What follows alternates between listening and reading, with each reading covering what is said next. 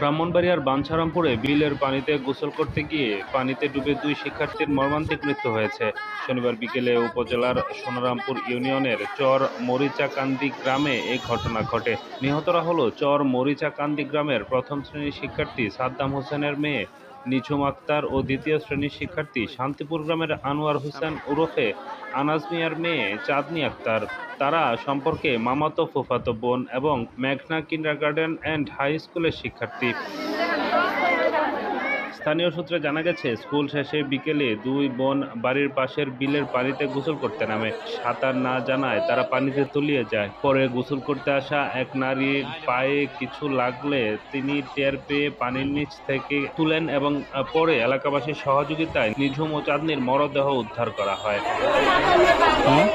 আমার হে করে নাতি দোনোটা একখানে গেছে কতক্ষণ 10 মিনিট পরে আমি যে ইতানে করে ইতানে আইসে না তো আইসে না দিক আমি দৌড় মারছি দৌড়ে গেছি মানে গাড়ো নাই কাপড় ফিরে নিয়েছি